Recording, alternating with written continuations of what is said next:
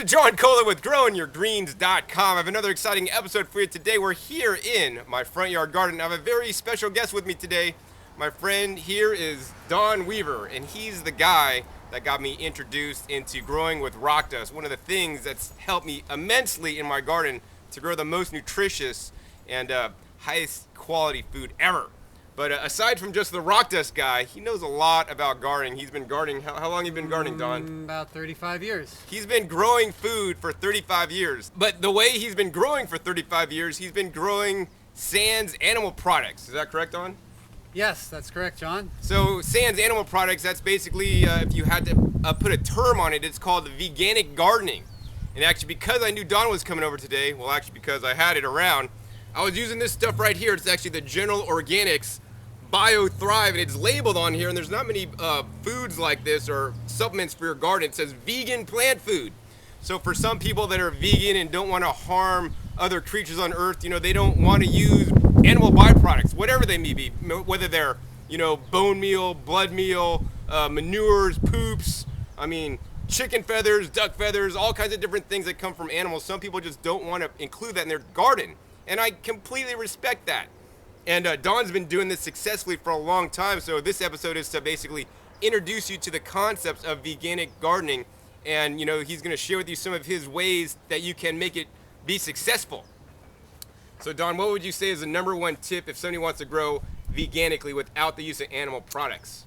I think the number one tip would be make sure there's all the minerals in the soil, because the minerals are the key to the microbes in the soil being able to thrive and reproduce and have microorganism population explosions, which actually produce the fertility in the soil. And combined with the organic matter that we add to the soil, the microbes synthesize the different elements of the rock powders and the organic compounds in the composts and mulches we add to the soil, and they then produce the fertility of the soil, which is basically living protoplasm of microorganisms. So that's the key, to add all the minerals, a complete spectrum of the biologically essential minerals found in rock dust and to some extent seaweeds and seawater products that are available on the market, dehydrated seawater and sea salts. And those together produce fertile soil in normal conditions. Wow. So what about like compost teas to get some biologics in your soil? Would you say that's necessary, not necessary if you're starting with a good compost? Or Well, compost would be, I'd say, the second key to healthy, fertile soil and gardening success, whether you choose to do it veganically or use some degree of animal manures and animal byproducts. As we said, that I try to avoid, because it's directly supporting the slaughterhouse industries and the animal exploitation and killing industries, and I prefer to live a vegetarian and veganic lifestyle myself. So you have the option of going veganic if you prefer to do that and get at least equally good results, and I find superior to what I see in almost everyone's garden in my garden. And I think so the key is to try to save all your compostable materials from your kitchen and your garden. Every leaf and every weed and every kitchen scrap, I usually fill up 5-gallon buckets of my kitchen scraps, which are abundant on my raw food vegan diet. So I'm filling up 5-gallon buckets all the time. Once I get 10 to 20 of those, then I'll make a new compost heap and use all available weeds, leaves, and other organic matter, and mix it together, make layers of soil, rock dust, compost. Some old compost is good to add to your new compost piles to seed it with all those billions of microbes of many thousands of species. So you make this like layer cake of compost, maybe a 4x4 pile or whatever makes sense in your particular garden environment, and then finish it off, and then you leave it for 2 to 3 months, and then you have this really rich compost. Usually gets invaded by earthworms, or you can add them if necessary, and then they'll be a permanent part of your composting area in your garden or in your yard, wherever you do your composting. So rock dust would be number one key, and compost. The two together are sort of the secret of soil fertility, because you provide the microbes with all the food they need, all their complete natural diet to produce fertility, and that's what produces healthy plants, and plants that taste superior and provide all the nutrients we need up to there's 92 elements in the Earth's crust. We want to make those all available to the soil life, the earthworms and the microbes. and then the plants take those up, and then they can provide like 60 to 90 elements, or 92 elements have been found in the plant life itself under analysis. Whereas back in the late 1800s, when they were analyzing plants, they found mostly nitrogen, phosphorus, and potassium, which became the basis of chemical fertilizers, so-called, which over 100 years have proven to be defertilizers, because they're actually helping mine the soil without putting back the whole 92 elements that we need. So there you go. Number one. Number two, make as much compost as you can, or obtain it from some other source, hopefully something that's not contaminated with chemicals or drugs like you find in animal feed based compost, and chemicals, chemical fertilizers and antibiotics and all these things. So the rock dust, the compost, and you can have a really pure compost and total fertilizer to add to your soil. And if you're trying to grow the healthiest and purest quality foods to boost your own health, mental clarity, longevity, then I think that's a great way to go. Wow, Don. So you mentioned about compost, and I know, you think that people should make their own compost. Like, I would agree, because if you buy compost, it's never going to be as good as if you, make it yourself. Just like any food that you grow yourself is going to be better than food you buy in the store, because it goes through an industrial process. And, a lot of compost I've seen are just not the high quality compost that I would like to use in my garden. And I try to do the best I can, and luckily I live in an area where they have actually fairly good compost. But a lot of people don't live in this area. So what's an easy way somebody can start making their own, rich compost today? Just like I said, build a pile if they have any yard space to do it in, or use one of the bins on the market. There's all kinds of bins, or you can get a good composting book out of the library, or go online and look at the different types of bins made of metal or wood or concrete blocks. A real easy way, you can just stack up concrete blocks on three sides, and then maybe have a plywood board in the front you can move out of the way, or make a gate or something, however you like to do it. But I've just done three-sided block compost, and you just throw it all in there, build it up, and then you can pretty much leave it like that. Seal it off maybe with soil on the top, and the rock dust and the soil and the compost will discourage flies and rodents or whatever to be attracted to it, because it won't be smelly and accessible. So you seal it off with a good amount of organic matter and or soil on the top. And then you have a real simple way to do it. If you don't have even yards to do it in, some people do it indoors with worm composting bins that are available on the market. So Don, I got a real quick question. Go. So worm castings, right?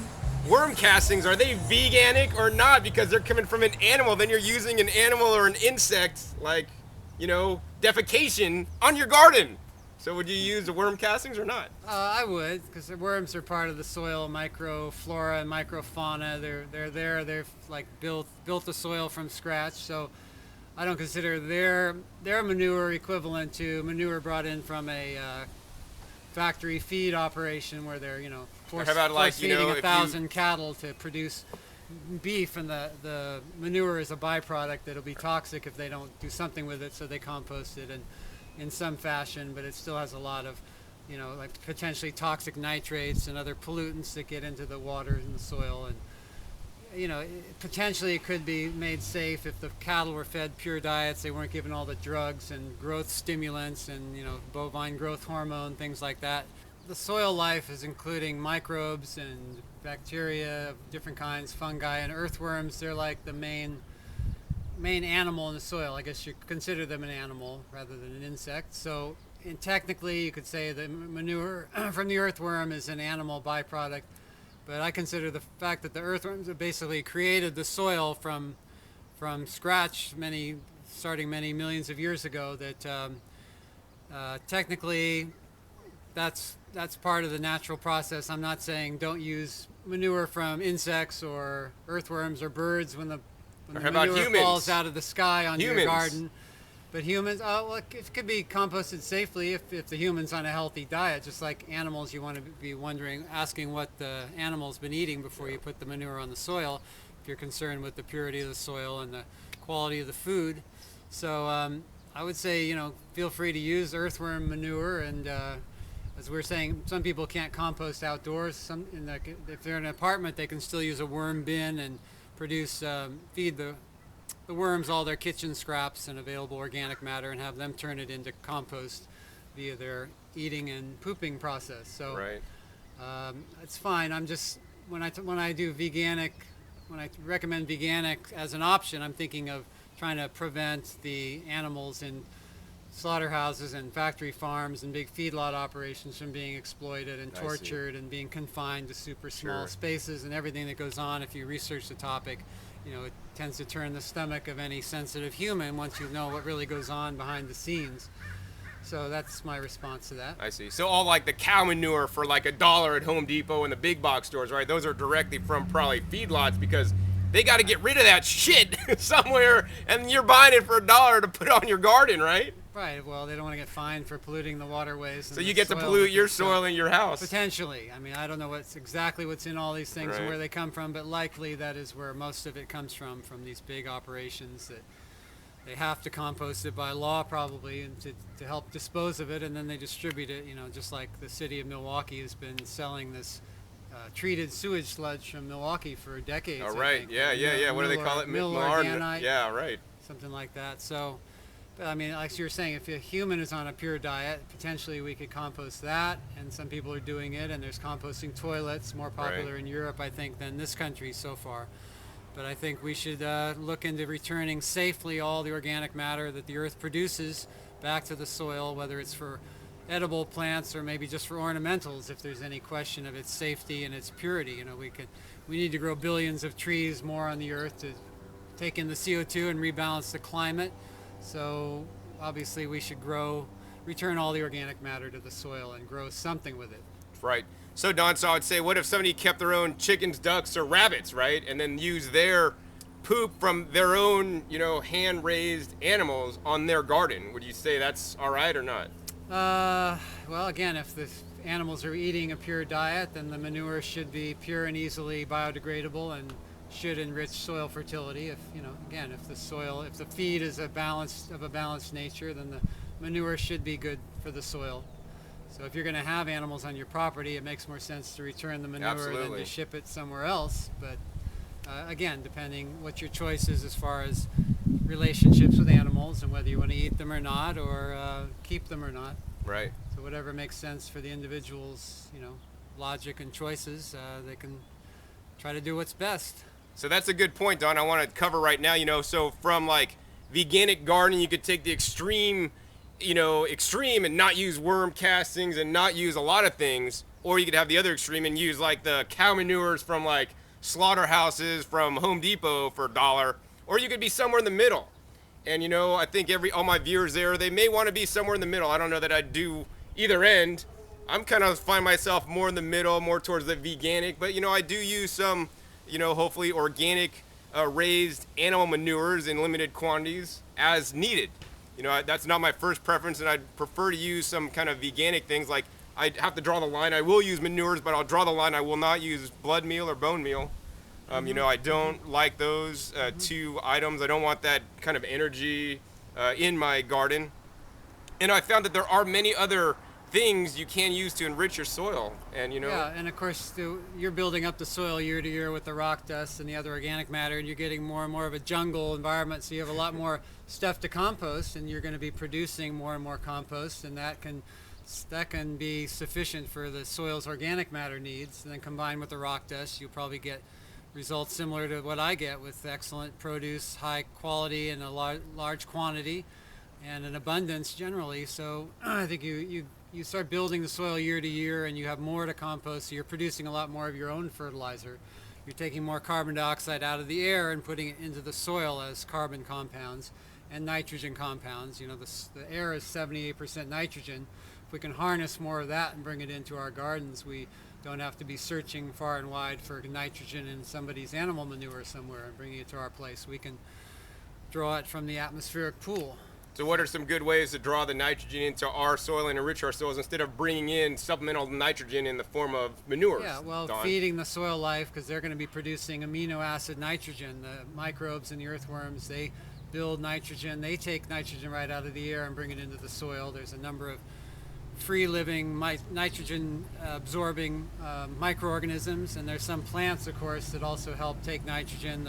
The legume family, the peas and the beans and other things like fava beans you plant over the winter, and they take more nitrogen out of the air and add it to the soil through their root nodules. So you think cover cropping is very important, especially if you want to grow the veganic way? I think it's helpful for sure, but you're like you're cropping year round and you're producing organic matter year round here in a Northern California climate. So you're able to, grow plenty of organic matter and return it to the soil. So as I say, first year, if you're here, you may need to bring in some organic matter to sort of jumpstart the soil. But if you keep adding the rock powders and the organic matter, the compost and mulches, you can just mulch a lot of organic matter, and the earthworms in your soil will take it in and bring it down into the soil.